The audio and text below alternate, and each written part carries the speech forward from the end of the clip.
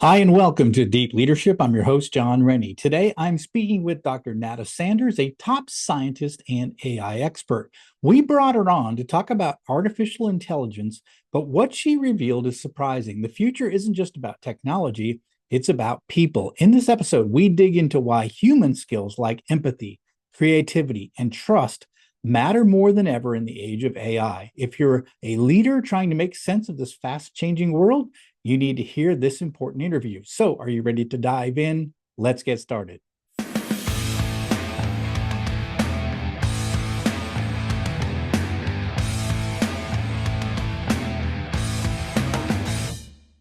Today, we're joined by Dr. Nada Sanders. Nada is an internationally recognized AI thought leader, expert in forecasting and global supply chain intelligence, and distinguished professor at DeMore McKim School of Business at Northeastern University in Boston. She is ranked by Stanford as one of the world's top 2% of scientists and is a sought after speaker. She is the author of more than 100 top tier scholarly publications and 7 books.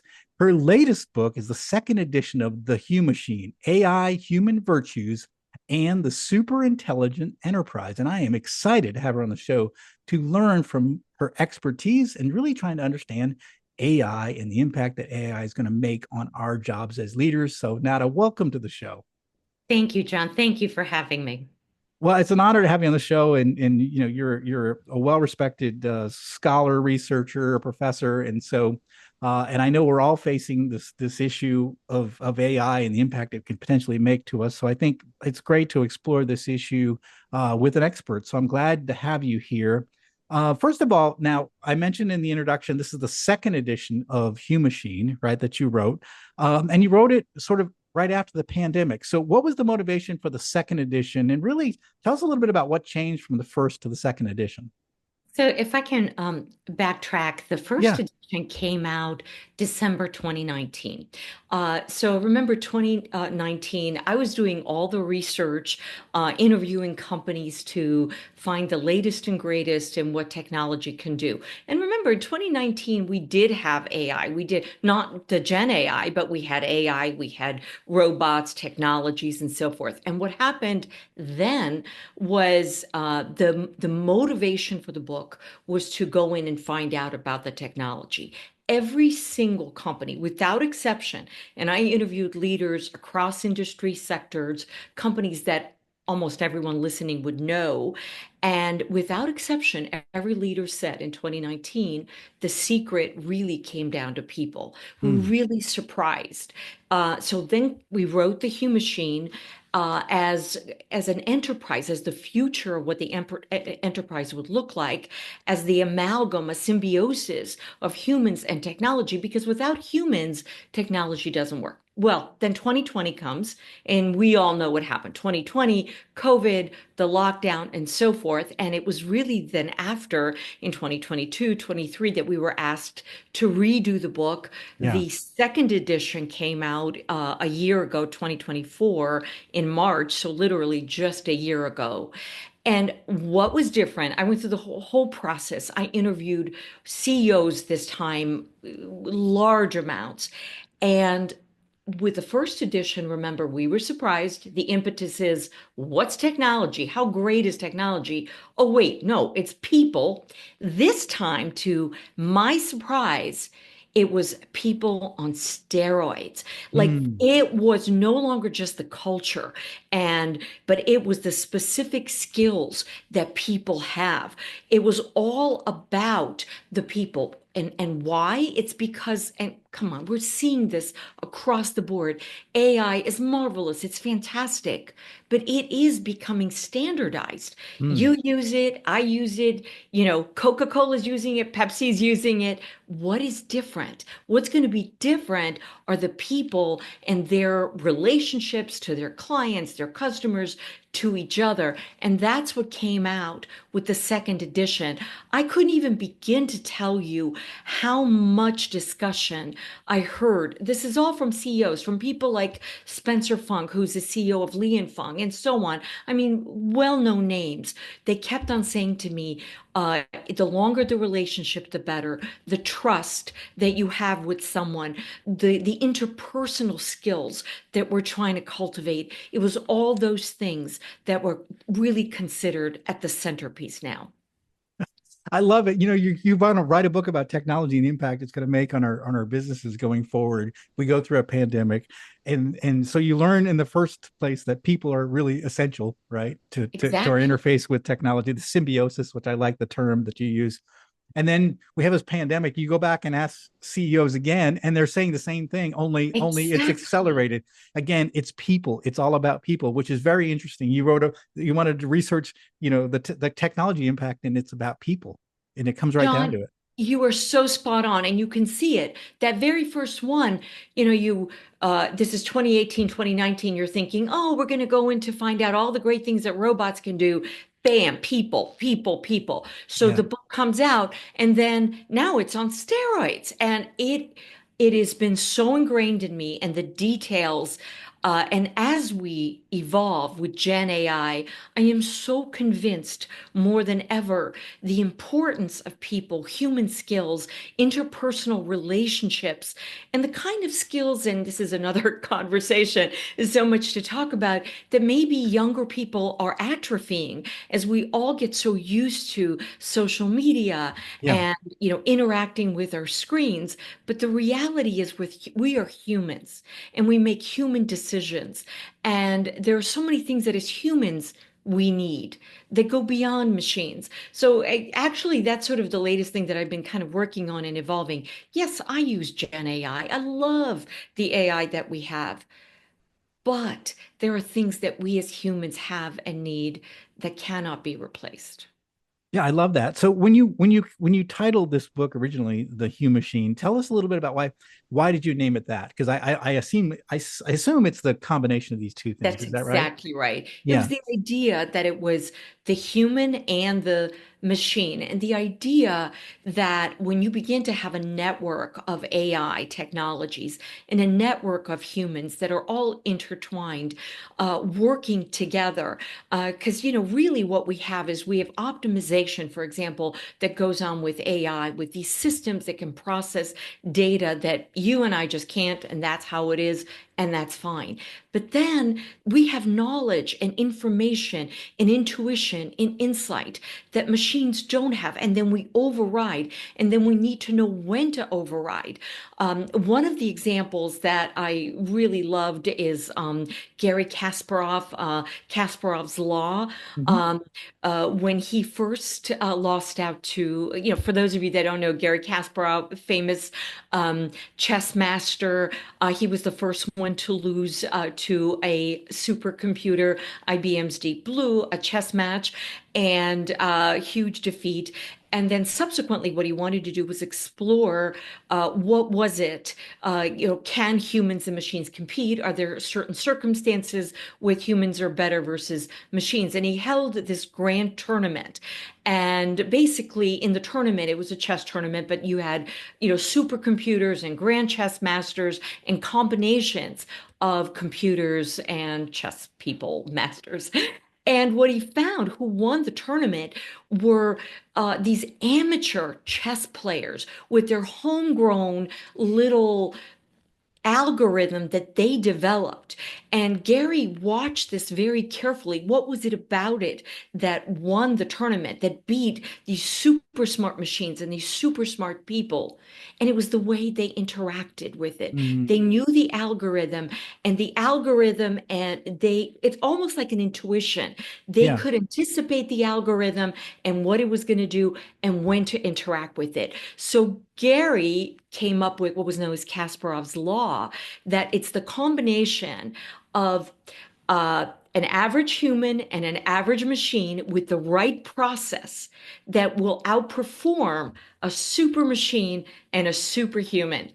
And I was so lucky last summer, we had Gary visit us at Northeastern, and I was on a panel with him, but I actually had a chance to talk with him privately, and we chatted for a while.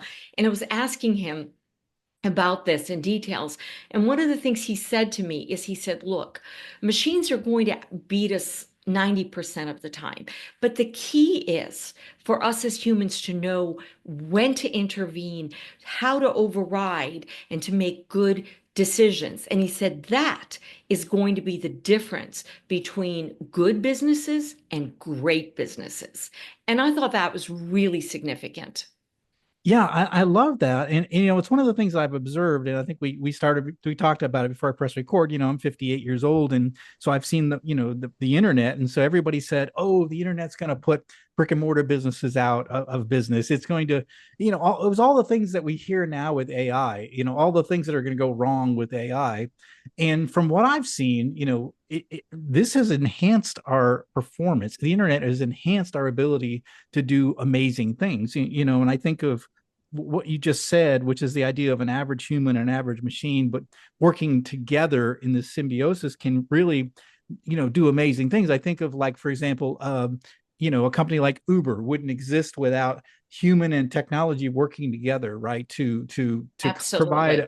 provide a unique service that we couldn't do before we had the internet, right? So we see this combined. So even in COVID, for example, we couldn't do our jobs unless we had the birth of being able to do the Zoom calls and and the virtual meetings and Absolutely. all that. So the technology was there for us to be able to handle this weird world that we worked in. So to me, I think it's what I see with AI is sort of another now extension of that. So we have another tool to use that can make us even better. So is that what you see as well? Is that what you see with generative AI and how that's going to play out between humans and machines?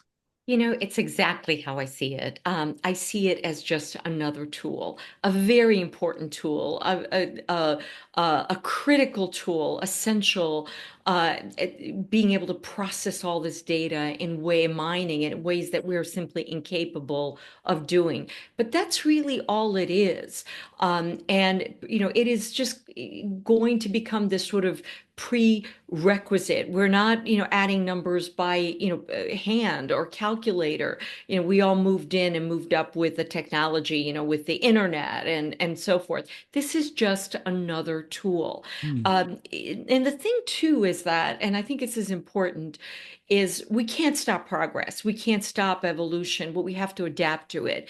And I think it's an opportunity for us to recognize the kinds of things that make us human, how interactions are done, and how to really evolve our natural human gifts, our human skills, our human qualities. And, you and I talked a little bit before we started the show, and, I had mentioned that I come from really a very technical background. I'm an engineer, and it's important for me to say that because I don't come from a behavioral background, yet I have evolved and I have learned, and I'm paying attention to what enterprises need and what is the future going to look like. And the truth is that maybe for a long time we try to be a lot like machines. I think maybe we have even allowed a number of our human skills to atrophy and are permitting that. And now maybe it's time to really rekindle a lot of those human skills that maybe we've put on the back burner that I think AI cannot replicate. Yeah. It's an amazing tool, and it's going to evolve in so many ways that we're going to be able to use. I do not think that it is going to replace us. Yes, it is going to take over a number of jobs, as technology has in the past. And I do have no doubt the new jobs are going to be created. I do think that that means that we all have to be ready to be constantly learning and constantly evolving. The Yeah. future is not going to look like the present or the past. And that is something that I think is imperative. What has changed, I think, is the kind of days where we learned a trade or a skill and we stayed with that and didn't evolve. We're going to have to keep evolving and growing, and lifelong learning is going to be a critical part of that. But I think, again, being able to further cultivate interpersonal skills. One of the CEOs had mentioned to me how today, because we are so global, we work in work environments where we work with people from all walks of life, from all backgrounds, all nationalities, and we have to very quickly be able to assimilate and be able to work together as part of this team, this diverse team that's huddled together and has to solve a problem. That takes a certain set of skills, and then AI is just our co-pilot now. Yeah. AI is just another entity as part of this team that we have to work with. Yeah, I think you're nailing on the head. I love the idea though. What you talked about earlier was the idea that I think now more than ever with technology and the improvements and things that are happening is that I think always we had to be lifelong learners, but I think it's even more important now, Yes. especially, anyone that's an older leader that's listening into the show and you're thinking, well, this is just, I can't, I barely kept up with the internet age. Now you're hitting me with AI. But the truth of the matter is that if we want to stay relative, right, or stay important in who we are and what we can contribute to, we have to keep learning these new skills and learn. And especially I have a lot of young people that work in my company. And so I love having them involved with projects because they see the world differently than I do. So my 20 somethings are really important in my business right now because they're seeing the world completely different than I see the world because of my history, my background, all the things I've seen in my lifetime, right? And so I'm a little bit limited into the way I see the world, and they see the world in all its potential more than I do. And so I love learning from my young people as an older leader, and I think that it's maybe our fathers didn't do that.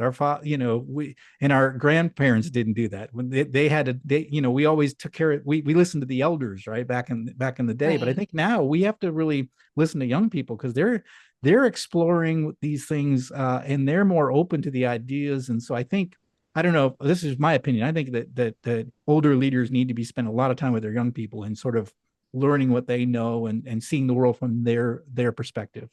Well, I'll tell you, I maybe slightly disagree, Okay. slightly, just ever slightly. And that is, I think it needs to be both ways. Yeah. And I say that because one of the pieces that I have in one of the chapters in the book is really telling the companies, among other things, because you have to hire young workers, and they give me so much hope because they're so full of ideas and wanting to really help the world. At the same time, I have a passage in their section in the book, do not get rid of the gray hair, the gray Yeah. hairs, Yeah. because there is a wisdom. Yeah. And when we talk about diverse teams, one of that is older people, older workers, and much younger workers. Yeah. Younger workers bring the enthusiasm, the energy, the digital literacy. The older workers bring domain expertise and knowledge that they have. And we can't underestimate what that knowledge is. And the older workers need to teach the younger workers about the business environment that they are in, and the younger workers in turn teaching the older workers with the whole digital literacy. And I think together they make perfect teams. Yeah. And I think it's a real mistake to say, get rid of the older workers or don't hire the younger workers. No, the best teams are the combinations of these together because they each have something to bring to the table to work together. I love how you said that because I know, my 20 somethings will show me something, right? Like, look at this cool Yeah, thing. And I'm like, oh, I know how we could use it. Right. exactly. Because I know, I know the business and I know the history and I know what this industry has done for the past 30 years. And it's like, I mean, I ask the question, can we use it this way? And they're like, I think we could. So I mean, you have to have that wisdom and that knowledge and that expertise, of the domain, but then you have to be humble enough to sort of listen to your young people and explore different ways new ways of looking at things. So yeah, I do like the idea of having both on the team because I think it gives you that right perspective, both ways. Exactly. Yeah. And Yeah. I've seen cases where, because if we are in a digital world, we are dependent on technology. I've seen cases where things go awry, even if it's just, the system being down for, half a minute or a few seconds. Younger people, especially those that don't have the experience, don't know what to do. The older people do, that have at one point perhaps done it manually. You need both sets of experiences and wisdom to come together. And I think it's important to respect each of those and to Mm. understand that as humans, we all bring something to the table. And I think it's really important to do that. I think companies that do that are going to go a long way with it. That makes a lot of sense. So now, so what's the shift look like for now as we hire? So we look, what are the kind of skills that we're looking for now in employees coming to our companies now that we have this sort of AI boom that's happening? And so, does it, because in the past maybe we look for just experience, functional experience or what have you. What are the things that we're looking for now in this kind of this new age, this Humachine company that we're Yeah. creating? Yeah, it's interesting because even again, I had the opportunity to speak with Spencer Fung a couple of months ago, and basically, whereas in the past they were looking to hire for experience, Yeah. we're really looking right now to hire for creativity and enthusiasm. People that come from different backgrounds, have out of the box thinking, and are innovative, that are atypical. They're not looking for the experience typical route, but they're looking for people that have the innovation experience and excitement really about the business. And that really comes across, when you meet them, when you interview, they're not looking for the same traditional thing that they had in the past. And those are the kinds of things when I mention, in terms of, reskilling and pulling out a lot of the skills that maybe have atrophied. We are all staring at computer screens. We're actually Mhm. looking to communicate in a digital workplace, but it's a whole different ballgame, as one of the CEOs said to me, to look at someone in the eye, to be able to look at them in the face, to read expressions, to be able to have empathy, to communicate. And those are the kinds of people, passion, that what I am seeing executives saying that they're looking for now. I love that. I love that. It's interesting because my latest two hires, I hired a graphic artist and a videographer, sort of an expert in creating video content. And so they're creatives, right? That know Yeah, nothing about our industry. And so it's been great to right. get them plugged into our business, and they're sort of seeing, like I'm in a B2B business and nobody does anything really cool in a B2B business, right? B2C, there's all sorts of, Right. advertising and marketing, but in B2B, we're kind of boring. Mhm.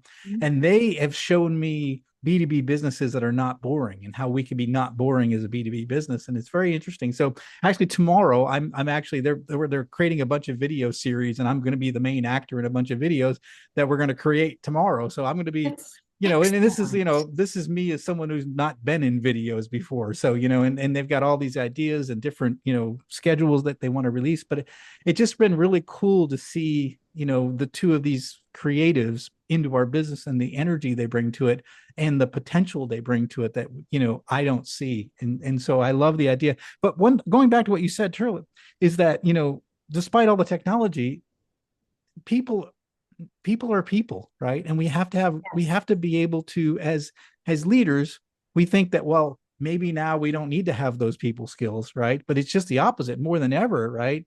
We're going to It's need just to the be opposite. great leaders of people if we're going to be able to create these incredible companies, right? It is actually very much the opposite. And you could see that my opinion has formed, as I shared with you. First set of interviews, almost 100 interviews, second time around with the second Humachine. And now I continue to kind of follow up and you talk to many of the executives and see how they're evolving. And that's what I'm seeing more than ever. Being able to look at someone, part of it too is that we are, because there's so much of the Gen AI, the large language models, the screens, performance, efficiency, those kinds of focuses, the human side is lost. But at the end of the day, and it really hit me during COVID and has continued with my students, is that people need the human touch. They need to Mm, be understood. They need to be nurtured. Whether we're talking about young employees coming in, middle management, even senior leadership, to be guided. And that's going to happen by somebody connecting with you on a human level. And these are skills, again, that oftentimes we put on the back burner now because we are so much on a pace with AI trying to be machine-like. And I think it is more than ever important to step back, to pull away, and to have the time where we connect with our teams, with our people, and be able to have the human to human contact. Don't you think, it's one of the things I noticed like throughout my career and my life is that so we've gotten to see where, CNC machines can make things perfect every time, right? And so I think AI is a little bit like that. It's perfect every time, right? But then when we see something that's handmade by a human, right? Exactly. We appreciate it so much more, the artistry, and we know the work that went into it. So we as humans, we love to see the imperfections and you can see something that's truly made by another human. And I think the same thing is going to be that way with even with all the great things that AI can do. I think we're going to need that human element. We're going to see the human element in the midst of all of the sort of everything being perfect. We're going to love the imperfections. And we need that human touch. We're going to need to see that human through all of the sort of perfectness, because I think AI can give us perfect solutions to so many things, but I think we like imperfections. I always say that people are messy, and I love that about people, right? And and Absolutely. I think that that's going to be, and that we're going to crave that. If everything becomes perfect, right, and everything It's going to becomes, be boring. it'll be boring. So we're going to Yeah. look. So I think imperfections and the human things are going to really stand out even more in a world where everything is sort of engineered and perfect. I really think so. And I think that we're going to be looking at a future where things that are man-made, art, Yeah, music, so much, even business strategy, is going to be much more valued because it won't be generic and it will have some human imperfection that I think in many ways is going to be valuable. And being able to further cultivate those skills, I think is going to be very important because so many people are falling, following what AI and falling in line with it and forgetting and losing what it yeah, means to have these really unique human skills. And that yeah, is, I think, is going to be, we're going to be down the road looking at things that have that human edge and angle. And if you look at even some of the greatest inventions that have occurred in history, they were just spontaneous connecting things that were so disparate. And I always think of the AI or the sticky notes, the yellow sticky notes, the 3M sticky notes that we all use. We all use it. I have them. Let's see, right here for yes, everybody. You can't see it on the camera. We all have them, right? That was for how many years did that solution go without a problem? Like yeah, the sticky notes were invented, the sticky material, yet they didn't know what to use it for until some years later. I believe it was, one of the guys was at church and he was, he used the material to make a note on his church hymnal or something like that and go, hey, wait, this is nice to have, yeah, right? So suddenly, and then you think about how much money that made for 3M has continued to make. So yes. when we look at how many inventions have been made for things that have helped us in ways that AI could not. And remember, AI only looks backwards. AI only works off of the data that it has, and it can combine it in a lot of different ways. We have the ability to imagine something that's never existed or ever been imagined. Yeah, yeah, that takes human insight. That takes human That's right. insight to understand, customer problems and being able to apply solutions based on maybe things that you've seen and all throughout your life suddenly come together for this magic moment where you're a bicycle manufacturer and you figure out how to make an airplane fly, right? Exactly. So it's going to be those magic moments that I think are still human. I think, and Exactly. I think that AI is going to be, it seems like to me it's going to be that tool. It's going to help us along the way, but it's not a crutch. It's not our solution. It requires human intuition, human involvement, right? And Exactly. yeah, Exactly. And I think it's really important that we don't get so mesmerized that we forget, especially in our businesses with our teams, to really cultivate those human skills. Those are more important than ever, that we don't lose track of it as we are also building digital literacy, which we have to, of course, but it is just another tool in our mm, toolbox. Yeah, absolutely. Because at the end of the day, leadership is about people. I mean, it's about bringing groups of people together to achieve a common goal, right? And AI is not going to take away that. It's not going to do that for us. We have to do that. Exactly. I was at a conference last year, and it was an AI analytics conference, and there was a group of a medical team that was talking about some sort of algorithm in terms of predicting lifespan under certain conditions or under certain illnesses. I can't recall the exact details, but they had all these variables, and I asked them, "Did you consider or did you add in will to live?" Hmm. And they said, well, no. And I thought, in my humble experience, I have witnessed will to live, will to succeed, will to thrive, that personal drive to be so powerful. And Yeah. and they just kind of were like, no, hadn't thought about that. I mean, they looked at all the markers, right? The things that we would tell you, blood pressure, you've got the usual, if you will. These are the human things that are more difficult, that are elusive, but they are what makes us human. And those things I think are really important. And we have to really strive to bring that out. And I think it is going to push our organizations to bring more of our humanity out. Such a powerful discussion. I really like where you're going with this. I think it's really important. So, with everything changing, some things remain the same, and humans remain the same, and they're Absolutely. very important. So, well, this has been fantastic, Nada. I really appreciate you coming on the show. What final message would you like to leave with our listeners? One of the things that I have thought about a great deal in terms of what studies have repeatedly shown leads to success, and this is something of what I want everybody to remember.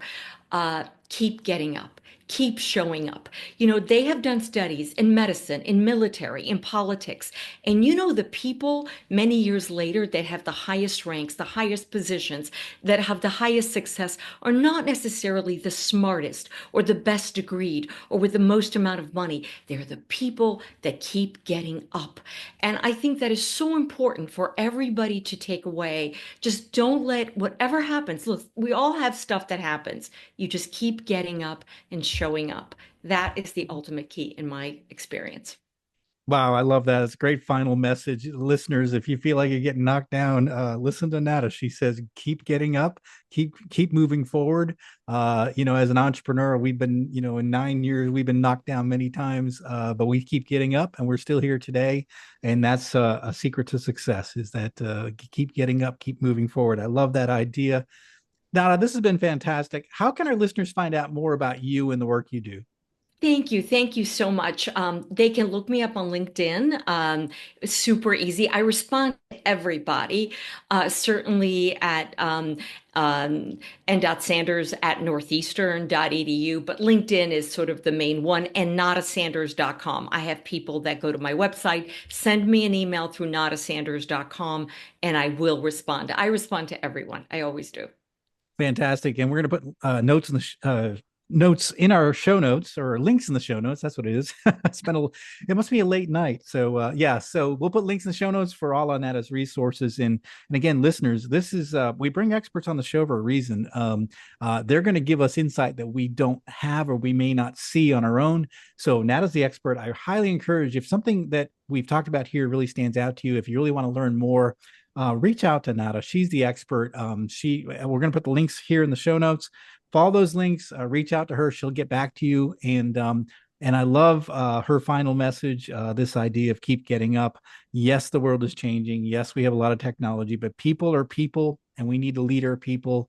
And we got to keep getting up for them. So it's a very important message. Nada, I want to thank you for coming on the show. Thank you for sharing all of your expertise. You've given us a lot to think about. It's funny. Everything is changing. There's a lot of things that remain the same. And that's a comforting message to hear. So I agree. Thank you so much for having me. I really enjoyed talking with you. It was I a enjoyed, pleasure. I enjoyed it as well. Thank you. Thank Well, you. well, that is it for today. Thank you for listening to Deep Leadership. If you like this podcast, please subscribe and share so we can continue to build a world with better bosses. Until next time, this is John Rennie saying take care and lead well.